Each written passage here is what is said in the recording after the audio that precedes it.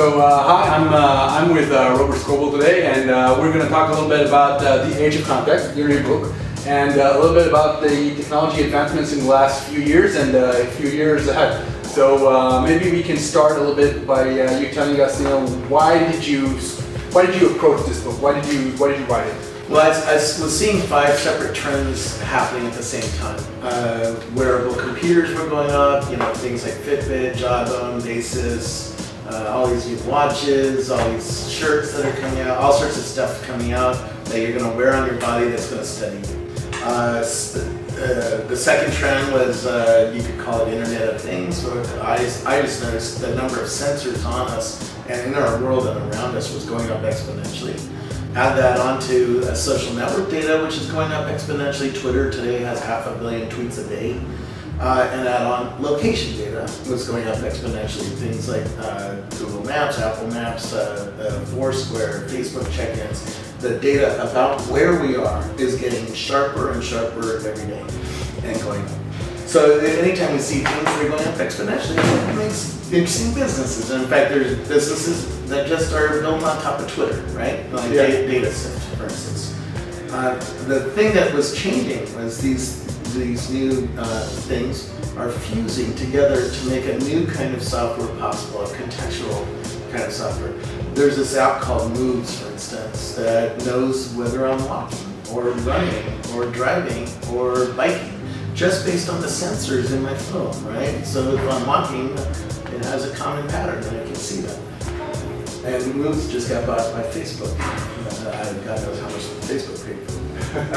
But it's an interesting purchase because why would they need them exercise that? Most people ask that, right? No, it's... I'm more interested in what do they need in augmented reality? Well, and that's a different thing. So let's stay on context for a second. But Facebook needs to know what you're doing so it can serve you better, so it can put better things on your news feed and connect you to friends who are doing the same thing with you. If they know you're walking together, all of a sudden that's a new kind of social network, right? Anyways, there's a new operating system coming that's going to be a contextual operating system that's going to know what you're doing, and Google Now is a good example of this. Google Now knows I'm in a meeting right now because it's on my calendar. That's context. It also knows that I'm here in Tel Aviv. That's other context. It also knows that I'm sitting with you. That's other context. And if you start fusing these contexts together, we can make new kinds of applications that serve us in whole new ways. But if you look at it, if you look at all those things that are around us and gathering all that information in order to give us, on the end, a better service, a more suitable, more self-tailored service, there is some certain point of a privacy breach. Most people today, you can argue, but most people today are not that into exposing themselves to the world. So where do you think this limit lies? Where... It's not the world, it's these companies. And I totally disagree with you. In what sense? Because I think people do not care about privacy. I ask, every audience I speak to gets angry at me about this book, right? And starts arguing with me about privacy. Then I ask, who does not have a credit card? Not a single hand goes up. The credit card was the largest gifting of private information to a public company the world has ever seen. Far deeper than whether you have a little accelerometer on your wrist with a watch.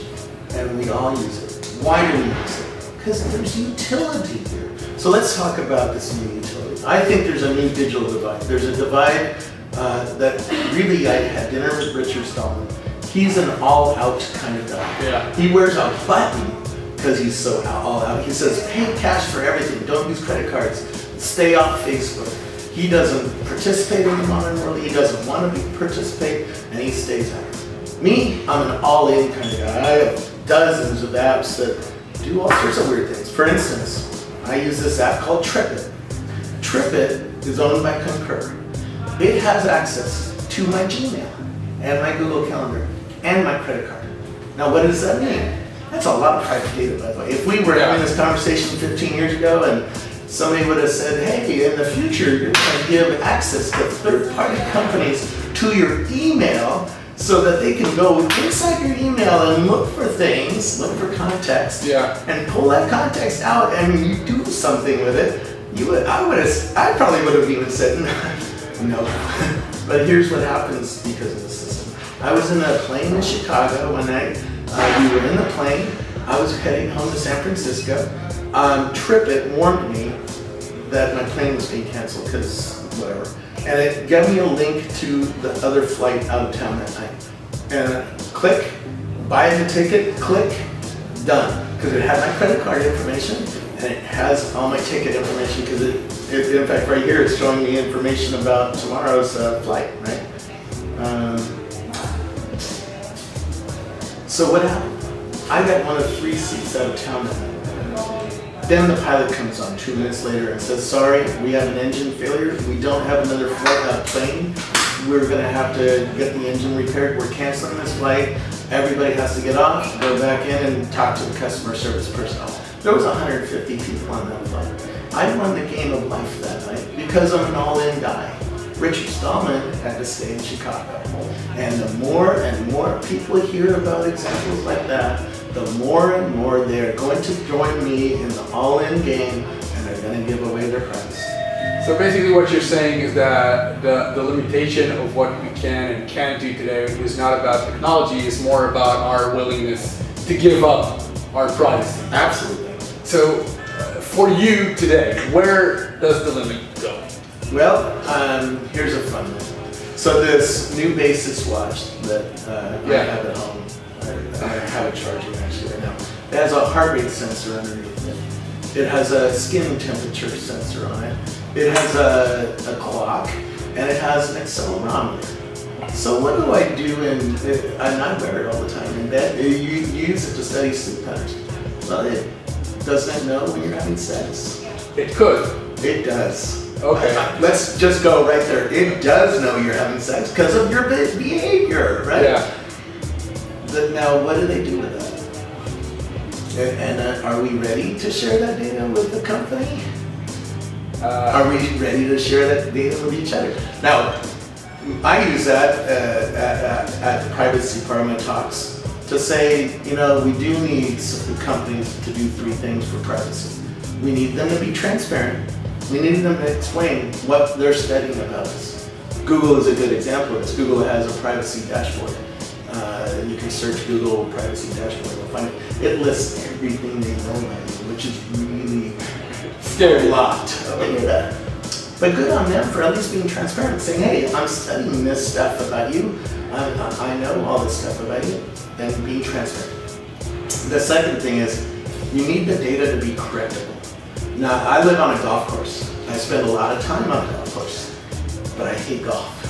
So a lot of times I see ads. I'm using these new contextual apps that are like Google now, you know, that are looking at my context and suggesting things to me and doing things for me. And a lot of times they say all sorts of stuff about golf. Hey, there's a golf lesson tomorrow. There's a golf, you know, a deal on golf clubs. They think I like golf because I'm always on the golf course. Sensor reading is correct, but the data is bad. I need to correct it. I need to change it and say, no, I hate golf. Never show me anything about golf again, right? And most systems do not have that correctability. Yeah. You know this. If you go to Facebook, sometimes you see ads that are stupid, you know? And you can't say, this is a stupid ad for me because it doesn't match who I am. So stop showing me this stupid ad. But you can on Facebook. Yeah, but it's hard to do, and it's hard to see that that actually works. Yeah, that's true. It's the correctability. It makes you not trusting of its algorithms that are bringing those ads to you. The third thing is the sex thing. I need to be able to turn it off for a while. Say, hey, Basis, for the next 3 hours, don't study me. You know, turn off. The guy who builds my jackets, Scott Jordan, the jackets have lots of pockets for iPads, Android phones, and batteries and stuff like that. He made a pocket that blocks all transmission. So you put your phone in there and the phone stops working. It stops transmitting data. So it's an anti-surveillance pocket, right? And I was giving a talk in New York, and a kid held up a pocket, and he said, "I already made one of these." You know, so the kids are starting to understand they're going into an always surveilled world, and they're starting to think about how to hack that world, how to protect themselves, how to turn it off, how to protect themselves from the consequences of being studied. But in discussing this with a lot of people, I think there's going to be a new company coming out in the next year that's going to compare our sexual activity. It'll be up to him, you know. But some of us will sign up for that and say, "Yeah, well, sure, why not?" You know. No, there's Tinder. No one thought, you know, that we'll be able to match based on location a few years ago. So exactly. So hey, you know, a new thing where all my sexual stats are listed. So somebody's going to go over that freaky line, right? And maybe make a lot of money. If they make a lot of money, the rest of us will join, because all of a sudden it'll be a thing that we all have to compare to each other, you know. But do you think that we need to wait, and you know, for a generation to switch in order for people to be able to accept those kinds of beaches? There is a generational thing. The kids, you know, when I wear my Google Glass around, and a kid 17 or something sees it, they invariably they say, "That is my future." Old people never say that. They don't look at the new. They just look the other way. Maybe. A lot of them are intrigued with it, but they never say those words. And the younger generation says, "This is my future." They look at this as new possibilities, new forms of entertainment, new kinds of video games, new kinds of information about themselves, new kinds of assistants that are going to help them live better lives. They see this world as potentially interesting. Old people see it as potentially scary, right? You know, and they're like, "Why would I wear that? I'm not sure." You know, you look like a little bit of a freak wearing it, right? And so there's this controversy about the product. It's a very controversial product. People either are really hardcore for it, or they're really hardcore against it. And I'm sort of on both sides right now. I remember that in the beginning you were very, you know, you liked the product very much, and you used to take it almost anywhere, including the shower. Yeah. And from what I've heard in the last few months, you decided that it's not right yet. Yeah. So what exactly led you to that decision? Why do you think it is, and how do you think it will change? Because a year ago, and I still believe in the genre. I think the genre is going to be a very interesting genre. I feel a lot like when I first saw the Apple II, or even the Apple II. The Apple II I saw in junior high in 1977, and I said the same thing the kids are saying about glass today. This is my future. It didn't do anything. There was no software with the first Apple II, and it was extraordinarily expensive. I think my dad paid $3,000 for his Apple II. And in today's dollars, that's like $12,000. It took all that money to buy this thing, and it didn't do anything, right? And Google Glass is sort of like that. Now, Apple got there because there were a lot of people who were building software for it, and that's the part of the Google Glass I do like. I was just speaking to a bunch of kids, and a lot of them had Google Glass on, and were dreaming about this world and building software and doing things, building games, So I think Google Glass will be okay long term, but short term, it's a flawed product. It just doesn't work. It's like the Newton. Man, the Newton was this, right? Yeah. Everybody uses this today. Yeah. So we got here. It was the right idea to have a small computer in your hand that would do all sorts of stuff, but it was just a very flawed product back then because it wasn't fast enough. The handwriting recognition. First version, right? And it took a lot of iteration to get a decade later. This thing comes out, and oh, that's what we wanted. That's what we wanted, you know. And glass might be the same way. It might be 5, it might be 3, it might be 8, it might be 10 years before something comes along that's on your face that everybody's like, "That's interesting." And this Google Glass thing that was out a decade ago was sort of intriguing, but not there. And it might just take a while. You know, it's one of those products that I think is going to take a while to get to the place where I can say there's utility. Because right now I can't say there's very much utility. Making a phone call is broken. Taking a picture that doesn't go to Instagram. On and on. I I could come up with the flaws of every single feature on the product, but I'm struggling to recommend it to other people. And if Google fixes that, then I'll be a rah again. But right now it's a product that I can't recommend other normal people buy for $59. Maybe if you're a developer, okay, but not normal people. So taking under consideration that you see most of the new stuff, the new gadgets that are in this field, what do you think will happen first? There will be a new company, one of those that you might have seen, or that Google might use all its power and money to improve all those little flaws that you said? What do you think will come first? In the glass, in the wearable computer? Yeah. Google has some advantages that nobody else does. They have more data on me aggregate, everybody, than any other company. They know my calendar, they know my email, they know my search behavior, and on and on. And that's why Google Now, these apps called Google Now, that's why it works so well. The more data you give it, the better it does stuff for you. It tells you, like, you need to go to the airport in an hour, because it knows the traffic between you and the airport, and it puts your flight number up. And then when you get to those new places, it tells you places to go see and things to do. It assists you life because it knows so much about you. And so Google is in an unfair position there. They're not very empathetic, and when you are putting something on skin, particularly on my face, it better be beautiful and it better feel nice, and it isn't quite there yet. And Google just hired a new person to run the Google Glass team who is a fashion designer. So they're starting to understand that, wearable technologies require different skills than a computer in your hand, or certainly than a computer on the desk, right? It needs to be empathetic, it needs to be beautiful. Misfit Shine is a good example. It's a little wearable that feels good to touch, and the battery lasts for months. So they really thought through, okay, people don't want to take this off and put it on a charger, because then it disrupts this kind of feel. When you wear a watch, you don't want to take it off every day just to charge it. So there's a lot of problems that have to be worked through in this new world.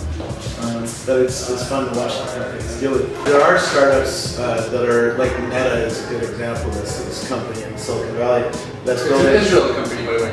It's half Israeli, half Silicon Valley, and it's sort of the new worldly company, right?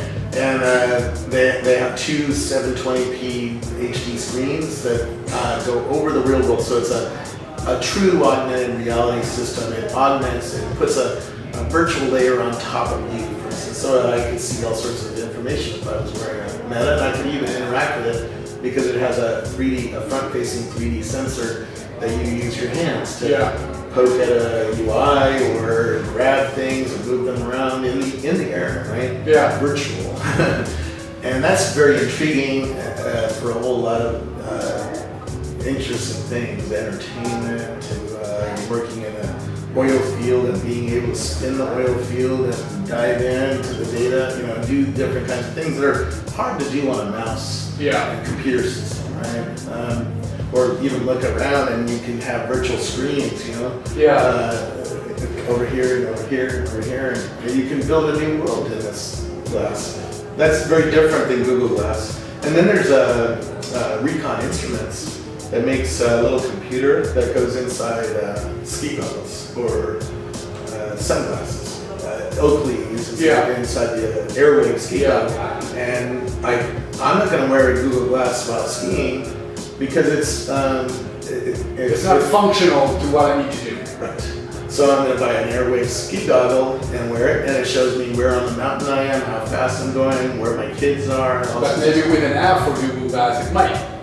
Yeah, but Google Glass it doesn't protect my face from snow, and it doesn't fit underneath my ski goggle. It's just not made for that. It's trying to be a general purpose thing, not a specialized vertical market thing, right? So there's going to be all sorts of wearables that come out with different kinds of philosophies and different kinds of use cases.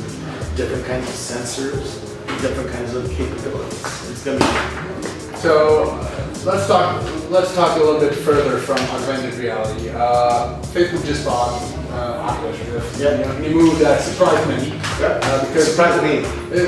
People don't really see the context of what Facebook does and how it's going to utilize or complement their ability. Here's something I keyed in, because it didn't fit. You know, other purchases that Facebook's made, like WhatsApp, fit, or Instagram, fit with the context of Facebook. They are social things that people use to communicate with each other.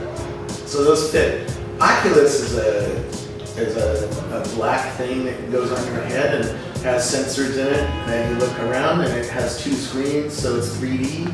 So it fits with entertainment and movies and new kinds of drone controllers and all sorts of fun things, right?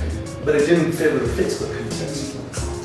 But here's where I think Mark Zuckerberg's going. Mark was having a recruiting problem, because he would go into a college like Waterloo University, talk to some 20-year-olds, and the 20-year-olds would go, you know, Mark, I'm not going to join your company. I'm going to go to Google, because Google has self-driving cars. They have Google Glass. They have balloons in Africa. They have all this stuff, and they have big databases. There are lots of challenges there, and they have big serfs walking the halls, you know, blah, blah, blah. So Facebook didn't have a lot of that stuff to compete with. And now they can say, hey, you want to work with John Carmack, or do you want to work with an old guy? You know, do you want to work on the future of interactive operating systems, or do you want to work on the future of search advertising? You know, and so now it's $2 billion makes it easy to recruit all of a sudden, and you get the best and brightest. And yeah, they might be onto something that is the future of entertainment, stuff like that, which might be the future of Facebook, but I don't think Mark bought it because it's the future of Facebook. I think it solves a recruiting problem for him. Interesting. And if you look at our technology, they're obviously, you know, if you go back like 15 years or so, VR was the hot thing, like 1998, 99. And what we're seeing today from Oculus is a modified, a bit better version of what we saw back then. How is it different? Why then, you know, we weren't ready yet, and why now we are? Because the sensors are getting better, and the screens in the glasses are getting better. You know, back then the sensor, before the iPhone came, before the iPhone came out, the sensors just weren't good at studying movement. The sensors in these things now are really advanced. They're you know, 6-axis accelerometers and all sorts of stuff. And that means that the VR is smoother when you turn your head, right? You don't think about it, right? But the sensors have evolved in the last 6 years quite a bit. And the screens are much better quality now and cheaper. So now all of a sudden Oculus is possible, and when you put it on, it shows you a world that was not possible 6 years ago. It's smooth and beautiful and engaging and interesting. So yeah, we did have VR, you know, a decade ago, but it was really expensive and really not very good. And now it's getting there. And it's fun to play with. It's a beautiful thing. What are the real-world implications that you see for technology like the Oculus Rift in the next few years? Well, we're seeing kids developing all sorts of controllers for systems, you know, drones. So you wear this thing, you fly your drone, and you turn your head and the drone turns, right? That's cool. It's a direct connection to this flying camera, which we're seeing a lot of innovation in drones. You add the innovation in VR together, it makes for magical new things that just weren't possible before, right? Entertainment's going to be very interesting. You know, doing Call of Duty with a gun, with a VR helmet on that turns your viewport as you turn your head. That's very compelling, and you know, it's very cool. If I'm sitting on an airplane and want to watch a movie, do I want to watch it on a little screen, like on my tray table, or do I want to put on an Oculus Rift and headphones and watch it in full 3D immersive quality without being able to see anything else, right? That's what I want.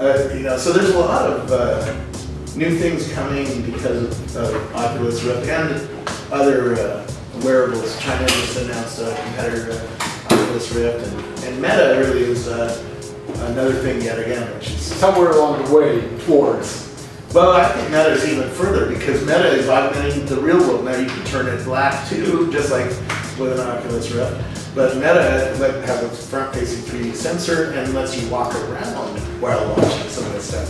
So I think it'll be fun to watch where Meta goes, where Facebook goes, where Google goes in these new genres, and where Xbox goes, right? Because Xbox has a problem. Who wants a console anymore? Hardcore gamer, maybe, but normal people is losing its luster. Where do you think, you know, the market of home entertainment will go? Because, you know, today we have like Nintendo and Sony and Microsoft. These are the three main ones. Yeah. I would say that Apple and Google are starting their first steps, you know, with the Google TV and Apple TV, of course, and because they have their own platform for apps and games. But it's still, you know, the hardcore gamers, which is, you know, a few tens of millions of people around the world, are still in need of a more immersive experience. Yeah, the problem is, I don't care about the hardcore gamer. They're served. The casual gamers, where the money is. You know, 280 million people have these in their hands. How many people bought the last Xbox? Less than 10 million. So, if I'm a gaming company and I want to build something like a new Angry Birds, do I go after this or do I go after the Xbox? And the Xbox, because of its quality, requires huge budgets. When I worked at Microsoft, I toured Bungie that makes Halo, and there's a whole building of 100 people, 200 people building that video game that costs, I don't know, $100 million to build that game. You and I are not going to build that game. Yeah. You and I, though, could build the future of a little game on the iPhone, you know, pretty easily. And so I see the innovation in gaming on mobile. I don't care much about console games. I know I just pissed off. How many hardcore gamers are there? Yeah, there are a few, tens of millions. They're really hardcore, and God bless you all. But, you know, I have arguments with them. Oh, is consoles over, or do you have to buy a Windows computer? You know, some of them, the hardest core, don't buy consoles. They buy high-end Windows machines and put the biggest ass video card they have in there and most RAM, and they go to town, right? So Call of Duty kind of freaks, or even Minecraft people, they're all on high-end PCs, right? Yeah. Me, I'm not that kind of guy. so we're not going to get along. Okay, so if we're talking about the next 5 years, name 3 of the fields that you would see, you know, I would say most advancing, but has the most potential for entrepreneurs to disrupt in the next 5 years. I'd love to say health, and there's a lot of sensors coming out that you breathe into or wear on your skin that'll be happening over the next 5 years. I've seen lots of stuff in R&D, but the health field, if you're going to do anything for health, it needs FDA approval. And that's going to be a pretty hardcore process for entrepreneurs to get through. We saw 23andMe, for instance, get whacked by the FDA for sharing medical advice with their DNA kits. And the FDA says, you're not allowed to do that without approval. So it's going to take a long time for entrepreneurs to get through the regulatory process. But I think there's something there. There's a lot of sensors coming with health. There's a lot of wearables and a lot of new apps coming that are changing our health behavior and our access to health. And the health system is finally starting to digitize and on and on. So there's a lot happening there that I think is going to be interesting. For entrepreneurs to disrupt.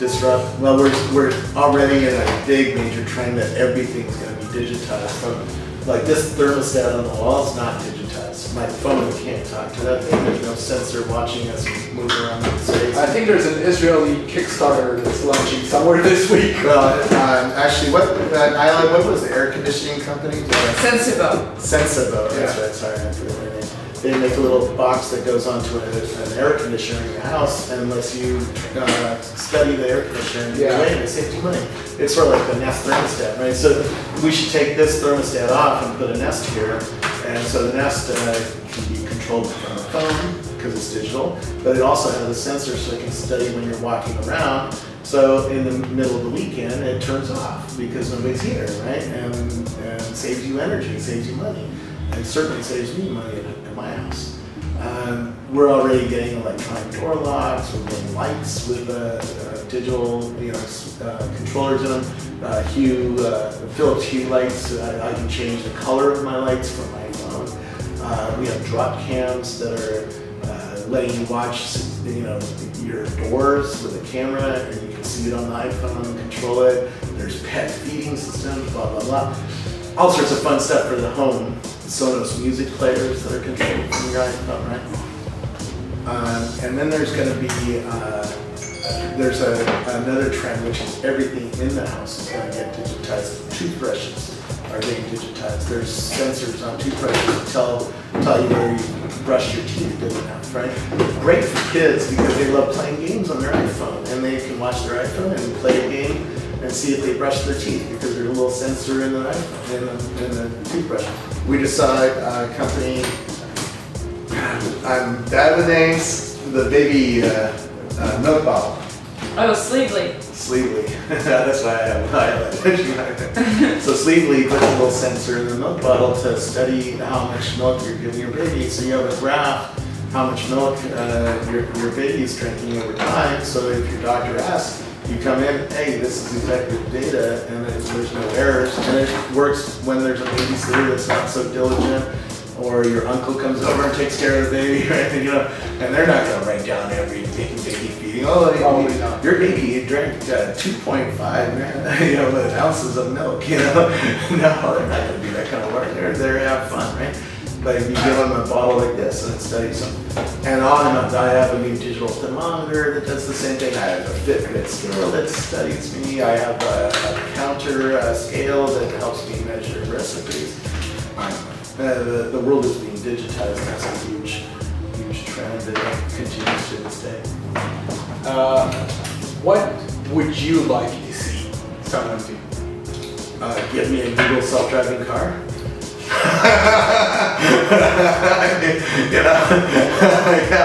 But did you see Israel's Mobileye? Yeah. Did you get to drive it? No, I haven't gotten to driving one. There's a lot of. I went to Mercedes-Benz's R&D lab, and I talked at CES with the guy who runs BMW's autonomous driving car unit. And there's a lot of innovation there, but it's innovation that's going to be hard to get for 10 to 15 years because of the lawyers. And because they'll take time to build a network layer. I don't think it's the network so much. It's the sensors on the car.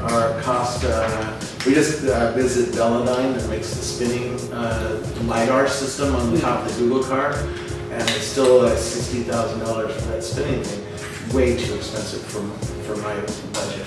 So I need something like that costs $500, which at retail would be $3,000. My Prius, I bought a Toyota Prius that has a lane keep assist, so it has a little camera that looks at the lanes and warns you if you're falling asleep and you hit a lane, and it wakes it up.